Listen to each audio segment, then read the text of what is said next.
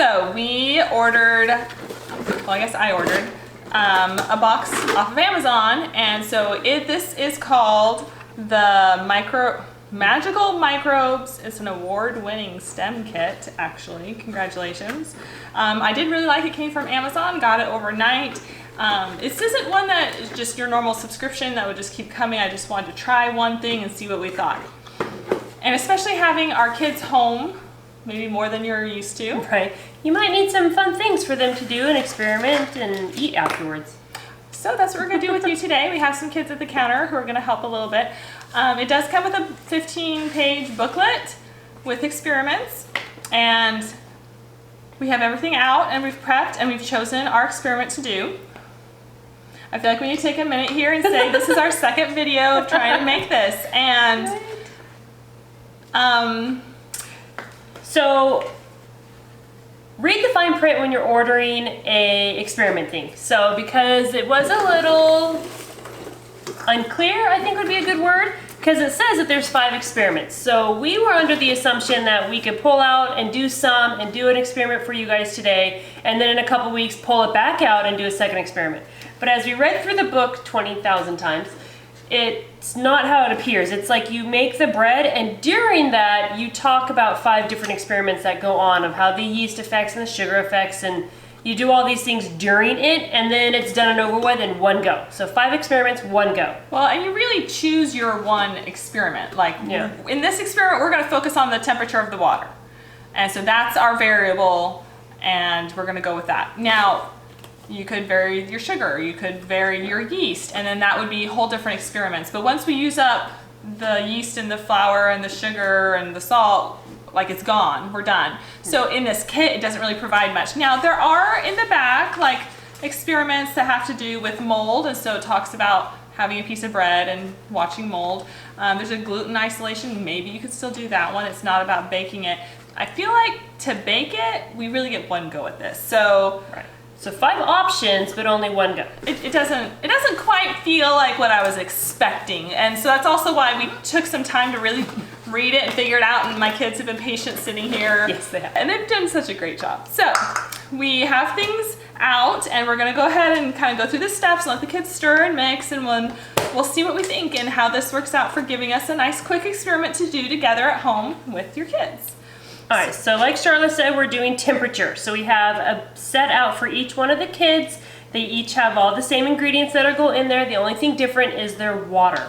So we will have one that's lukewarm, which is the appropriate water for rising your yeast.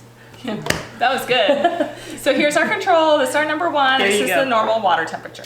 And then we have room temperature, so it's not warm at all. And then we have the extra hot, which the oldest kid will be handling. So for that. So our first thing that they tell us to do is, all right, so we need 200 milliliters of flour. I would just like to put in a plug for American units. My measuring cups do happen to have the milliliters, and they gave you this with measurements, so we're gonna get most of it there, and we'll see how close we are. So 200 milliliters is just over 3/4 of a cup. Right, so it's not a whole cup, but it's not 3/4 of a cup either. So I'm just gonna do 1 scoop for each one, and then we'll go back and top them up. And this is gonna use all of this flour. Right, it talked about using your little wood thing to help level. I'm sure your kids would love to do that. Right. I'm not obviously letting mine do that right now. All right, just a little bit. Right, I'm like, really, it's not a lot more? No, it's not a lot more. Like if anything, we're probably too much. Hold on. Okay, so I would just stop at 3/4 of a cup. Yeah. I think that's plenty close enough. You're looking at like maybe 2 teaspoons afterwards, and that's it. Yeah, like not a lot of difference. That one looks pretty good. Let's see what this one does. I think that one looks pretty good. Okay, so now we have the 200 milliliters. Okay, so we're going to give it to them so they can mix it. Now they get to add in the sugar packets. Okay, so you guys can lean forward a little bit. Go ahead and open up the little sugar packet and add it in. And they give you little stir sticks, the little dowels that you get to stir. Got? Oh, she found. Okay. Oh, dimple. Yay. Okay, so after you get the sugar in, then we get to add in the salt packets. So mix it around. Yep, mix it up, and then when you've got that in, go ahead and there's your salt. And I mean, I guess if you don't have to worry about measuring and they just have our tiny sugar packet and salt packets and said, hey, here's 2 of those, 1 of those. So that's nice. It is nice that, especially with kids doing it, like then they just tear open and pour. You're not trying to like scrape off a teaspoon to be like, this is it, because that's what we're gonna have to do right here with the yeast. It's coming. You know, the most important part. The very most important part of this recipe.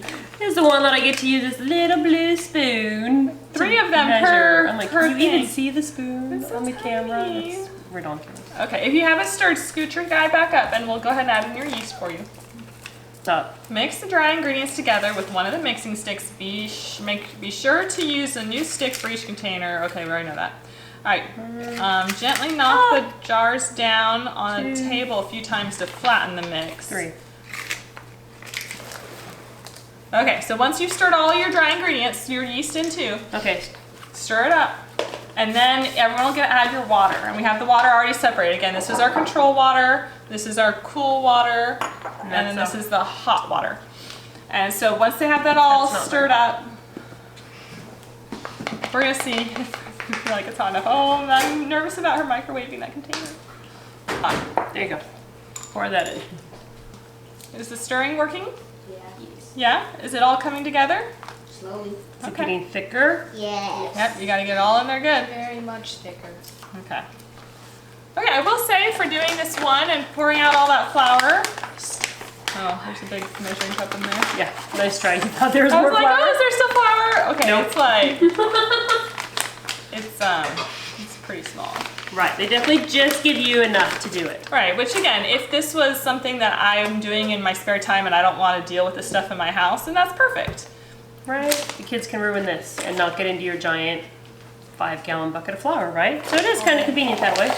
Or if you're not normally a baker and this is something new and you don't have flour, you just don't want kids' fingers in it, then that's okay. I think that was nice that at least for the cost you got all the ingredients together. All right, I'm gonna give an example of trying to get this all stirred up with the stick that they give you. See what that's like. Now, my little person over here stirring, she's not as strong as some of the others, so I'm giving her a little bit of help. Now, they did talk about, like, here you go. Do you need any help or you got that? Good. Okay. They talked about taking out the little dough ball and letting the kids knead it. The oldest is excited. So, I mean, we do have the flour. They just need a little flour on their hands and they can get it out and squish it so they can learn what kneading is like. All right. So you can dump it into that little pile of flour. Get a little flour on your hands. Okay. Do you want us to just do that so they can see? Yeah, we're gonna show.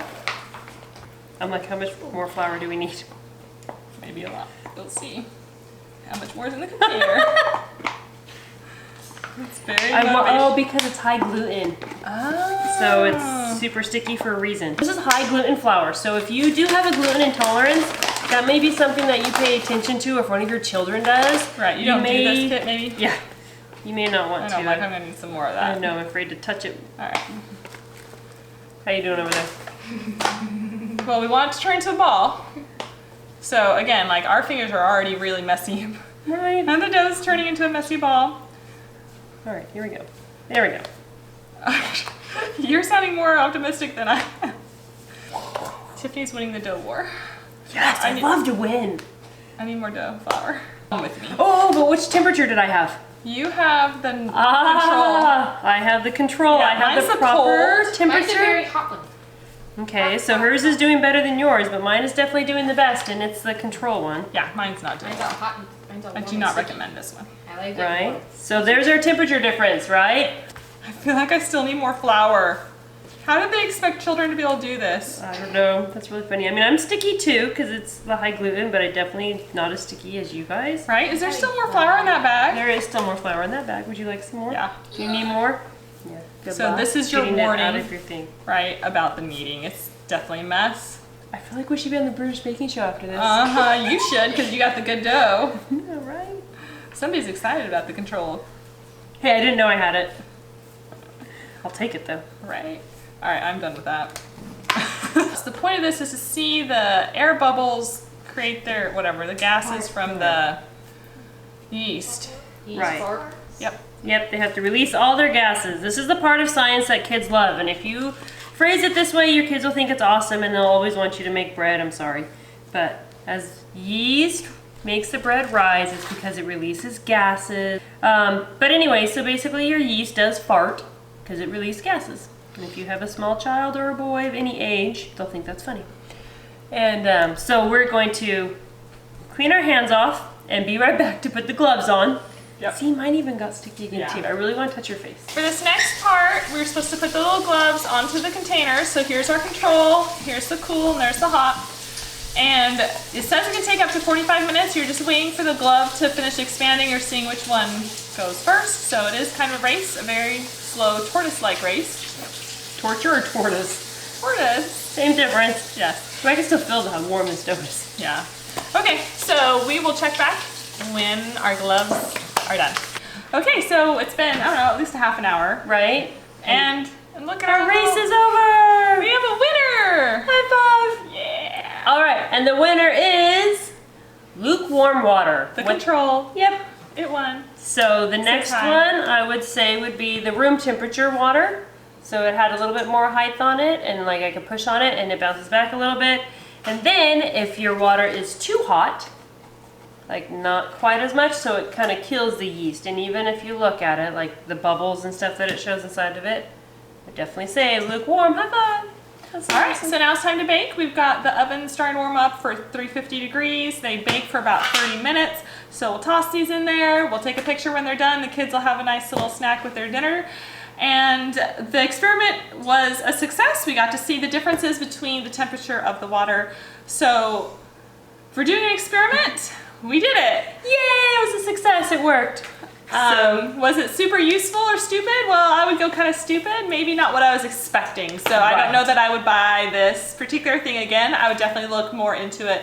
Research a little more before you pick something you want more than one experiment out of. Right, I think that was our biggest disappointment, is we thought we'd be able to use it over and over again. So it wasn't useful because of that. It's not necessarily stupid, but not as useful as we thought, I would say. Yep, I think so. So we have more fun things coming up, and keep clicking like and subscribe to keep up with everything we're up to with our stupid useful videos. Yep, and let us know if there's anything that you want to see us do that's stupid or useful.